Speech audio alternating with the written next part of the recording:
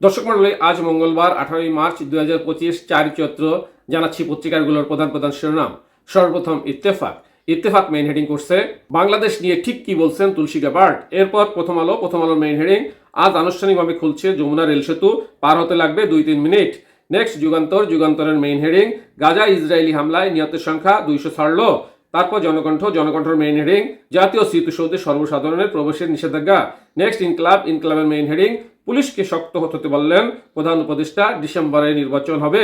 Next আমাদের সময়ের main heading, বড় দলগুলোর মতামত জানায়নি, মৌলিক সংস্কার প্রসঙ্গে দ্বিমত। নেক্সট সমকালের মেইন হেডিং, গাজা ইসরায়েলের ভয়াবহ বিমান হামলা, নিহত 205। এরপর কালের মেইন হেডিং, হাতে বেশি সময় নেই, ডিসেম্বরে নির্বাচন। নেক্সট মানবজমিনের মেইন হেডিং, গাজা ইসরায়েলের অতর্কিত বিমান হামলা, নিহত 220। এরপর যাই দিনের মেইন হেডিং, ঈদ বাজারে ভারত আউট, দেশীয় পাকিস্তানি পণ্যের দাপট। নেক্সট বিবিসি বাংলার মেইন হেডিং, বাংলাদেশ পরিস্থিতি ও ধর্মীয় সংখ্যালঘু নির্বাচন নিয়ে উদ্বিগ্ন যুক্তরাষ্ট্র, তুলসী গ্যাবার্ড। এরপর আরটিভি নিউজের মেইন হেডিং, যুদ্ধবিরতি উপেক্ষা করে গাজায় ইসরায়েলি হামলা, নিহত বেড়ে 200। এই ছিল পত্রিকাগুলোর প্রধান প্রধান শিরোনাম। চলে যাচ্ছি যে কোনো একটি সংবাদের বিশ্লেষণে। দর্শক মন্ডলী, বর্তমানে রাজনৈতিক প্রেক্ষাপটে সবচেয়ে আলোচনার বিষয় সংস্কার। এই সংস্কার কার্যক্রমগুলো নিয়ে এখনো বড় দলগুলো ঐক্যমতে পৌঁছয়নি। সেটা নিয়ে আমাদের সময় পত্রিকাও একটা প্রতিবেদন করেছে। চলুন, বড় দলগুলোর মতামত জানায়নি, মৌলিক সংস্কার প্রসঙ্গে দ্বিমত। রাষ্ট্র সংস্কার নিয়ে বড় দলগুলো এখনো তাদের ঐক্যমত জাতীয় কমিশনের কাছে জমা দেয়নি। তবে বিএনপি ও জামাত সহ বড় দলগুলো এটি নিয়ে কাজ করছে। তারা বিষয়টিকে ইতিবাচক দেখে সংস্কার কমিশনের সুপারিশের ব্যাপারে তাদের মতামত জানাবে। এর মধ্যে ঐক্যমত্য কমিশনের পক্ষ থেকে রাজনৈতিক দলগুলোর সাথে আনুষ্ঠানিক আলোচনা হয়েছে। আগামী বৃহস্পতিবার থেকে ঐক্যমত্য কমিশনের রাজনৈতিক দলগুলোর সাথে তাদের আলোচনা শুরু করবে। এরপর স্বাধীনতা দিবস ও ঈদ সহ 10 দিন ছুটির জন্য আলোচনা চলবে।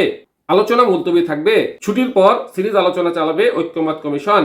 ঈদের আগেও বিএনপি ও জামায়াত সিটিজেন পার্টি সহ বড় দলগুলোর মতামত পাওয়া যেতে পারে বলে আশাবাদ ব্যক্ত করা হচ্ছে। এ প্রসঙ্গে বিএনপির বক্তব্য, রাষ্ট্র সংস্কার করবে নির্বাচিত সংসদ। দলীয় এমন অবস্থানের ভিত্তিতেই জাতীয় ঐক্যমত্য কমিশনের দেয়া প্রস্তাবগুলোর জবাব প্রস্তুত করছে বিএনপি। সংবিধান, জনপ্রশাসন, পুলিশ, নির্বাচন ব্যবস্থা, বিচার বিভাগ ও দুর্নীতি দমন কমিশন সংস্কারের জন্য অন্তর্বর্তীকালীন সরকারের কমিশনগুলো যেসব প্রস্তাবনা দিয়েছে সেগুলো নিয়ে গত কয়েকদিন ধরে টানা বৈঠক করছে দলটি। জানা গেছে, বিএনপি 3 বছর আগে রাষ্ট্র মেরামতের যে 31 দফা ঘোষণা করেছিল, তার আলোকেই ঐক্যমত্য কমিশনের প্রস্তাবগুলোর ক্ষেত্রে দলীয় অবস্থান তুলে ধরবে।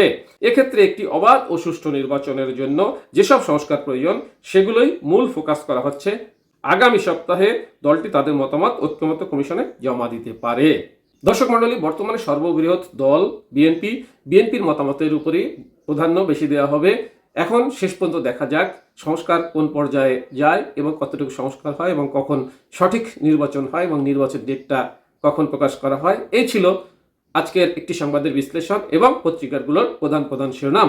সাথে থাকার জন্য ধন্যবাদ। আসসালামু আলাইকুম।